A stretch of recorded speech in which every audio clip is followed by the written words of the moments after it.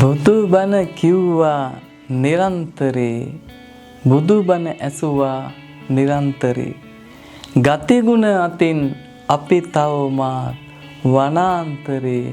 වනාන්තරේ පූජ්‍ය රඹුගන සිද්ධාර්ථ හාමුදුරුවෝගේ ගීත රචනාවේ තියෙන්නේ වර්තමාන සමාජයට පණිවිඩයක්. අපි වැඩියෙන්ම බුදු බණ අහන සමාජයක්, බණ අහන රටක්. ඒත් අපි ගතිගුණ අතින් නම් තාමත් වනාන්තරේ. උන්වහන්සේගේ අපවත් වීම අපේ විශාල අපිට ලැබපු පාඩුවක්. ලංකාවට විතර නෙමෙයි මුළු විශ්වයටම මුළු ලෝකයටම අපිට ලොකු පාඩුවක්. උන්වහන්සේ නිහතමානීව ගීත රචනා තුලින් අපේ අනුපමේ සේවයක් කරා සිංහල ගීත වලට විතරක් නෙමෙයි බෞද්ධ සාහිත්‍යයට. උන්වහන්සේ අපිට සමාන කරන්න පුළුවන් වෙන්නේ දඹදිනිය විසු ධර්මසේන හිමියන්ට. දඹදිනිය යුගයේ හිටපු ධර්මසේන හිමියෝ සද්ධර්ම රත්නාවලිය අපි හඳුන්වනවා මිනිකැට අවුලුණු මාලය කියලා. මේ සද්ධර්ම රත්නාවලිය රචනා කරේ සාමාන්‍ය ජනතාවට අහන්න තේරුම් ගන්න පුළුවන් සරල සුගම බස්වහරක්. උන්වහන්සේ සාමාන්‍ය ජනතාව තම නියෝජනය කළේ. ඒ නිසා ගැමි වහර යොදාගත්ත නිසාම ජනතාව අතර ප්‍රසිද්ධ වුණා. වර්තමානයේ අපේ හාමුදුරුවෝ එහෙනම් පූජ්‍ය රඹුකන සිද්ධාර්ථ හාමුදුරුවෝ ගීත රචනා සාමාන්‍ය ජනතාවට දැනුණා. සාමාන්‍ය ජනතාව අතරම ප්‍රසිද්ධ වුණා. උන්වහන්සේගේ ගීත අහලා බණ අහනවා වගේ උන්වහන්සේ ගැන දැහැමි බෞද්ධ ආකල්පයක් ඔවුන් තුළ ජනිත වුණා. අපිට ලොකු පාඩුවක් මේ අවස්ථාවේදී උන්වහන්සේ අපේ අතරින් අපවත් වීම. ඒ ගැනයි අපි අද කතා කරන්න යන්නේ. 1950 මැයි මාසේ 22 වෙනි දින දෙනියායේ රඹුකන කියන මේ පුංචි ගම්මානේ දුප්පත් ගම්මානයක්. මේ පුංචි දුප්පත් ගම ඉපදිච්ච මේ පුංචි පුතා පැවිදි වෙලා කරපු මේ මහඟු සේවය තමයි අපි කතා කරන්නේ. අද අපි මැදිරියේ අපි හමු වෙන්නේ ටයිටස් පන්තියාවත්ත කියන ගායක ශිල්පියා. මොහු ගායක ශිල්පියෙක් පමණක් නෙවෙයි රාජ්‍ය නිලධාරියෙක්. හැබැයි එතුමා ගීත ශාස්ත්‍රයේ ගොඩක් පුළුල් අත්දැකීම් තියෙන චරිතයක්. ගුවන්විදුලි ගායකයෙක් විදිහට අවතීර්ණ වෙලා ගීත ශාස්ත්‍රයේ විශාල ගීත ප්‍රමාණයක් ගායනා කරමින් මේ දවස්වල සංගීත ප්‍රසංගවල සහභාගී වෙලා මහනුවර ඇසල මේලා මේ දවස්වල තියෙනවා. ඒ වගේ සම්බන්ධ වෙලා ගීත ගායනා කළ වේස මහන්සලෙන් නමුත් අපි කැඳෙව්වා. එතුමන් මේ වෙලාවේ විශේෂ අවස්ථාවක් නේ. මොකද අපේ පූජ්‍ය රඹුකන සිද්ධාර්ථ හාමුදුරුවෝ අපවත් වීම නිසා උන්වහන්සේගේ ගීත ගායනා කරපු නිසා උන්වහන්සේ ගැන පොඩ්ඩක් අහගන්න ළඟින් ඇසුරු කරපු කෙනෙක් විදිහට ටයිටස් පන්තියවත් අයියට අපි ආරාධනා කරා. එතුමාගෙන් අපි අහලා බලමු ඉස්සරෝම ටයිටස් අයියේ මේ කොහොමද අපේ රඹුකන සිද්ධාර්ථ හාමුදුරුවෝ ඔබතුමාට මුණ ගැහුණේ? මම රාජකාරී කරේ කොළඹ. ඒ කාලේ කොළඹ රාජකාරී කරනකොට මට හිතුණා කොහොම හරි මුන්නාසේ මුණ ගැහෙන්න ඕනි. මම පාසල් යන කාලේ සංගීතය කළා, ගායනා කළා. ඉතින් මට ගීතයක් නිර්මාණය කරගෙන මගේම ගීතයක් නිර්මාණය කරගන්න මට තිබුණ කැමැත්තක්. ඉන් පස්සේ මම ඒ දේ කරගන්න මුන්නා කොහෙද වැඩ ඉන්නේ කියන හොයලා බැලුවා. හොයලා බලනකොට කොළඹ ගංගාරාම විහාරස්ථානයේ ළඟ ජිනරතන කාර්මික විද්‍යාලය කියලා දැනටත් ඒක පවතිනවා. ඔව්. එතන වැඩ ඉන්න බව මට ආරංචි වුණා. ඊට පස්සේ මම උන්නාසේ මුණ ගැහෙන්න ගියා. මුණ ගැහෙන්න ගිහිල්ලා මම කවුරුද උන්නාසේ හඳුන්වලා දුන්නේ නැහැ. නමුත් එතෙන්ට මම ගියාට පස්සේ මම හඳුනාගත්තා. මම කිව්වා මෙහෙමයි මගේ විස්තරය මම කිව්වා මට තියෙන ආසාව කැමැත්ත මම මෙහෙම කියලා. ඔව්. ඊපස්සේ හොඳයි එහෙනම් මම කෝල් එකක් දෙන්නකෝ මට කියලා උන්නාසේ ගේ ලෑන්ඩ් ෆෝන් එකේ නම්බර එක දුන්නා. එතකොට මේ අපි ළඟ මේ හෑන්ඩ් ෆෝන් ආපු කාලෙද මට මතක හැටියට මේ කාලේ වගේ ඉතින් විද්‍යුත් මාධ්‍ය වගේ දිනුවක් නෑ. දිනුනේ නෑනේ. දිනුනේ නෑ. අරකින් තමයි නම්බර එක දුන්නා. ඔකෙන් ටික දවසකින් මට කෝල් එකක් දීලා බලන්න මාත්‍යා කියලා. ඊට පස්සේ කීප වතාවක් මම උන්වහන්සේ මුණ ගැහෙන්න ගියා. ඒ කියන්නේ ගිය හැම වෙලේකම උන්වහන්සේ වැඩ හිටියා පන්සලේ. ඔව් මම ගිය කීප වතාවක්ම ගියා මේ වැඩ හිටියා. මම හිතන්නේ උන්වහන්සේ ඒ කාර්මික විද්‍යාලේ බාරව කටයුතු කළා මොකක් හරි තනතුරක් දරුවා. ඔව්. නෑ උන්වහන්සේ කොහොමත් මේ දැන් අර අපිට දැන් ප්‍රවීණ කලාකරු ගොඩක් උන්වහන්සේ හම්බ වෙන්න ගිහිල්ලා කී හැම කෙනෙකුටම හැම අවස්ථාවෙදිම උන්වහන්සේ උදව් කරලා තියෙනවා. ඒ කියන්නේ ගීත රචනා ලියලා දීලා තියෙනවා. උන්ගේ ගීත රචනා වෘත්තිමය මට්ටමින් අරයි යන්න අස්වැසිල්ලක් වෙලා තියෙනවා. ඒ කට්ටිය හාමුදුරන් කරන්න බල උපරිමය කළා තියෙනවා. ඒ කියන්නේ මේ කිසිම කෙනෙකුට සතුටු නොවෙන්න හේතුවක් උනේ නැහැ උන්වහන්සේ හමුවීම. හැම ගීත රචකයෙකුටම වෘත්තිමය මට්ටමේ හිටපු හැමෝටම අස්වැසිල්ලක් වෙලා තියෙනවා අපේ හාමුදුරුවෝ. බෞද්ධ ගීත සාහිත්‍යයේ අනුප මෙහෙවලක් කළපු පූජ්‍ය රමුගණ සිද්ධාර්ථ හිමියන්ගේ ගීත වගේම ඔබතුමා ගීත සාහිත්‍යයට එකතු වෙලා ගුවන්විදුලි ගායකයෙක් විදියට ගොඩක් කල් ගායනා කරා. ඒ අතරදී රමුගණ සිද්ධාර්ථ හාමුදුරුවෝ ගීතත් ගායනා කරන්න ඇතිනේ. ඔබතුමා මොනවාද ඔබතුමා ඒ ගැන අදහසක් දක්වනවා නම්? උන්වහන්සේ ලියලා දීලා තිබුණ ගීතයක් තමයි දැන් අදටත් ඒ ගීතය ප්‍රසිද්ධයි. මේ ජනතාව අතර ප්‍රසිද්ධ ගීතයක්. ලා දල්බෝපත් සෙමින් සැලෙනසී. ඔව්. ඒ ගීතය මේ කරුණාරත්න දිවුල්ගනි මහත්මයා තමයි ගායනා කළේ. සංගීතවත් කරේ මම හිතන්නේ මට මතක හිටියට රෝහණ වීරසිංහ. ඒවා එතකොට එඩ්වඩ් ජයකොඩි එහෙම කියන්නේ ගොඩ සමීපතම ආශ්‍රය කරපු චරිත තමයි. ඔය එඩ්වඩ් ජයකොඩි මහත්මයාත් පන්සලේ පල්ලි ගීතේ ගායනා කරා. ඒ වගේ ගීත ගොඩක් බෞද්ධ ගීත ගොඩක් උන්වහන්සේ නිර්මාණය කරා. ඔබතුමා මම කියන්නේ එකෙන් ගොඩක් ගායනා කර කියන්නේ වැඩි කැමැත්ත ගායනා ගොඩක්ම මම ඔය මේ ලාදල් බෝපත් ගීතේ කීප වතාවක් මම එක තැන්වල ගායනා කරලා තියෙනවා. එතකොට මේ පත්තිගී මේ සංදර්ශන වල ඔව් ඒ කියන්නේ බොදු ගීතී සංදර්ශන වල කොහොමත් ගෝවාගේ දේවල් නේ ගායනා කරන්නේ. ඕන දෙයකදී අර බුදුහාමුදුරුව අපිත් දකින්නේ නැති. ඒ වගේම ඉතින් කොහොමත් පන්සලක උත්සවයක් තිබ්බොත් නිතරම අපිට අහන්න ලැබෙන ගීත. ඔව් ඒ වගේ ගීත ගොඩක් තියෙනවා. ඒ ගීත වලින් මෙතුමත් මේ තැනට එන්න උන්වහන්සේගේ ගීත විශාල ප්‍රමාණයක් අසුරු කරලා තියෙනවා. ඔව් මට උන්වහන්සේ මම ඉතින් ගිහිල්ලා උන්වහන්සේ මේ මොන දේ වුණාට පස්සේ මම කීප වතාවක් ගියා කියවනේ. ඔව්. ගිහිල්ලා මට ගීතයක් ලියලා දුන්නා. ඔව්. උන්වහන්සේ ලියන ගීතවල මේ තියෙන මේ බුදු ගුණ ආදර ගීතයක් ගියවත් විරහ ගීතයක් කියන එක වචනයක් තියෙන අපේ ආගමට සම්බන්ධ පොඩි මොකක් හරි වචනයක් ඒ ගීතය ඇතුලේ ගැබ් වෙලා තියෙනවා. ඒ කියන්නේ උන්වහන්සේගේ අර තියෙනවා මේ දැන් අපි බුදුදහමේ තියෙන අභිධර්මය කියලා තියෙනවානේ. දැන් අපි ඒක පොඩ්ඩක් තේරුම් ගැනීමට අපහසුයි. ඒ කියන්නේ සාමාන්‍ය කෙනෙකුට. උන්වහන්සේ මේ අභිධර්මයේ තියෙන කරුණු පවා ඉතින් අර මං කියගෙන අර ධර්මසේනීමි වගේ කියලා සාමාන්‍ය ජනතාවට තේරෙන විදිහට සරල භාෂාවෙන් තමයි ලියලා තියෙන්නේ. මේක හැමෝටම තේරෙනවා. අපි අර කිව්වොත් එහෙම දැන් දිනවින පත්තරේ වගේ. සාමාන්‍ය හැමෝටම තේරෙන මේ පත්තරේ නේ. වෙනත් පත්තර තියෙනවා. නමුත් සාමාන්‍ය පත්තරයක් විදිහට හැමෝටම තේරෙන භාෂාව විතර සරලයි. ඒ කියන්නේ මං කියන ධර්මසේනීමි වගේ කියලා. එතන උන්වහන්සේගේ සරල භාෂාව නිසාම සාමාන්‍ය ජනතාවට ප්‍රසිද්ධ වුණා. ඔවුන් අර විඳපු දුක්ඛ දෝමනස්යන් වලට මාර අස්සසිල්ලක් වුණා හින්දා. උන්වහන්සේ නිතරම කියනවා නේද මේ එක ඔය සාකච්ඡාවලදී උන්වහන්සේ මේ ප්‍රකාශ කරලා තියෙනවා මම ගොඩක් දුරට මිනිස්සුන්ට සරලව තමයි මේක උවමනාව වෙන්නේ. දෙන්නේ බර වචන දාලා කිව්වොත් ඒ මිනිස්සුන්ට තේරෙන්නේ නැහැ නේ. තේරෙන්නේ නැහැ. මේ මෑතකදී මම හිතන්නේ අවසාන වශයෙන් වගේ කිට්ටු මේ උන්වහන්සේ වැඩසටහනක ඔව් ඇවිල්ලා කීපදෙනා වැඩසටහන කීපයක උන්වහන්සේට කියලා තියෙන ඔය සරලව ඔව් දෙන කතාව. ඇත්තම කියනවා නම් මේ ඕන කෙනෙකුට තේරෙනවා. ඉතින් ලොකු ගැටලුවක් නැහැ. වචනේ තේරෙනවා. මේ අපි නෙමෙයි සාමාන්‍ය මේ එකපාරක් අහපුවම මතකෙ තිරිනවා. අන්න ඒකත් අමාරු වෙන්නේ.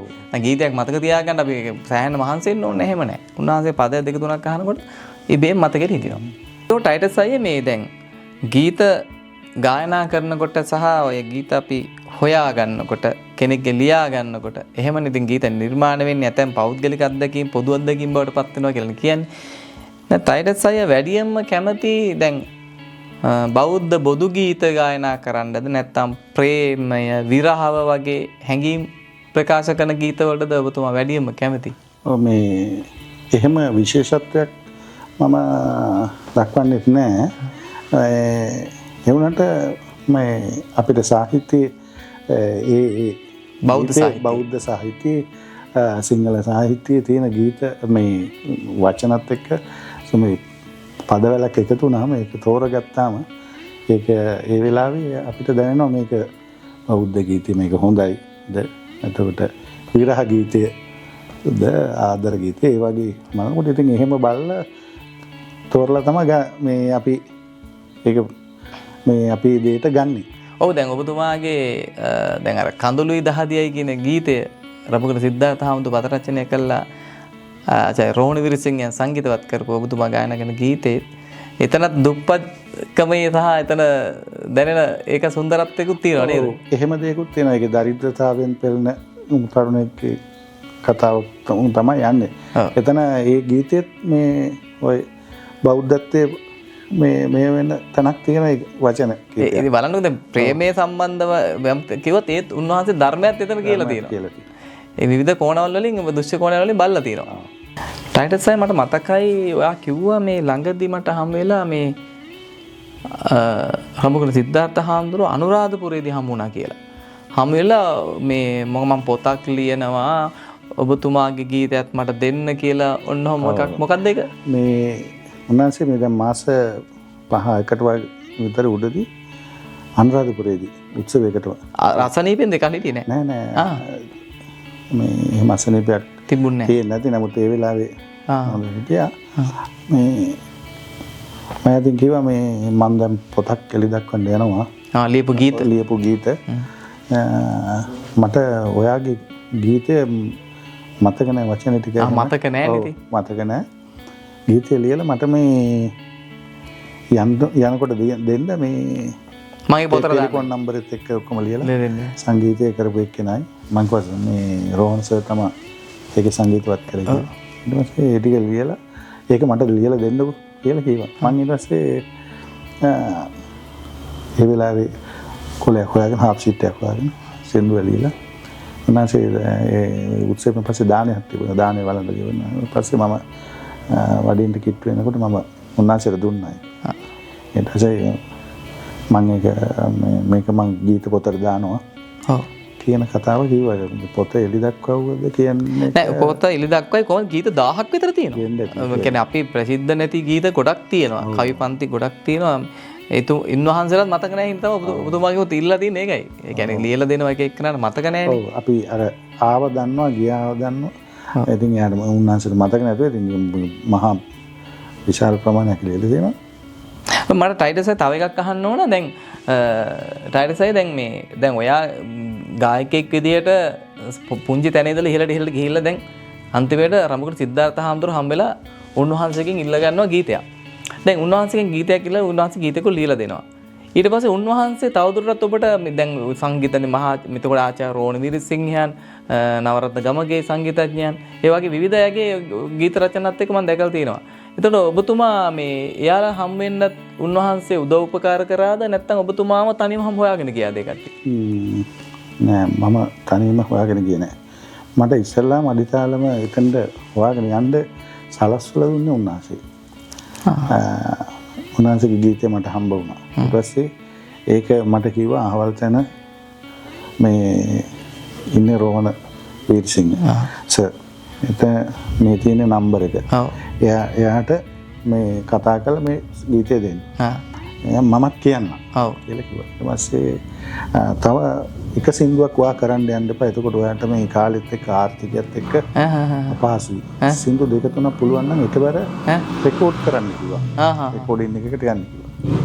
ඊට පස්සේ මමත් කරම එකලා අලුතෙන් තව නිර්මාණය මේ සින්දු ලියන කෙනෙක් ඉන්නවා අහවලා කියලා මට අඳුන්වලා දුන්නා ආනන්ද හේවරන් හිඳගේ මහත්මයා. එතුමාගේ ගීතකුත් ඔබතුමා ගායනා කරනවා නේ. ඊට පස්සේ එතුමාත් අඳුන්වලා එතුමාත් එක්ක ගිහලා එතුමාගේ සින්දුවකුත් මට යාට දුන්නා. දෙකම එක දවසේ තමයි රෙකෝඩින් කළේ. ඒක ඉතින් අර ආර්ථික පැත්තට වාසියක් වෙන විදිහ තමයි උපදෙසක් දෙන්නේ නැත්තේ. ඒ කාලෙත්. ඊට පස්සේ ආනන්ද හේවරන් හිඳගේ මහත්මයා මේ මට පුණ ගැස්සුවෙත් උන්වහන්සේ. එතකොට ආනන්ද හේවරන් ඉරිගේ මහත්මයාගෙන් තමයි මම කරුණාරත්න විජේවර්ධන සර් වඳුනාගත්තේ. ඔව්. එතකොට කරුණාරත්න විජේවර්ධන. එතකොට රඹුකන හාමුදුරුවෝ තමයි මට මගේ අනෙක් සින්දුවට තව මේ කන්දරෝද කෝවිල ළඟ මාරසෙනක වටකලක බිම කියලා තව ගීතයක් නිර්මාණය කරා මට දුන්නා. ඒ ගීතය නිර්මාණය කළේ ස්වාමීන් වහන්සේ නමක්. වත්තේවැලි ධම්මානන්ද හාමුදුරුවෝ. උන්වහන්සේ මේ සම්බන්ධ කළ දුන්නේ හාමුදුරුවෝ. මේ අපේ රඹුකන සිද්ධාර්ථ හාමුදුරුවෝ. රඹුකන සිද්ධාර්ථ හාමුදුරුවෝ තමයි මට උන්වහන්සේ මුණ ගැසලා දුන්නේ. බලන්න උන්වහන්සේගේ තියෙන අර මේ ඒ අලුත් අයට උන්වහන්සේ ගොඩාක් මේ උදව් උපකාර කරා. ඊට පස්සේ දැන් මේ මට විශේෂයෙන් එක් කතාව කියන්න ඕනේ. මේ මෑතකදී දීපිකා පියදාර්ශන ඔව් පිරිස් මහත්මයාත් කිව්වා මේ සල්ලි ගත්තේ නැහැ කියලා. ඇත්තටම අපේ අලුත් අයකින් මේ මම දන්නේ මගෙන් නම් මේ ඒ ගැන ඉල්ලුවේවත් නැහැ. මම මොකද කියලා අහනකොට උන්වහන්සේ කිව්වා ඔයා ඔක්ක කරන්න. ඔය සින්දු ටික කරලා ඉවර වෙලා මේ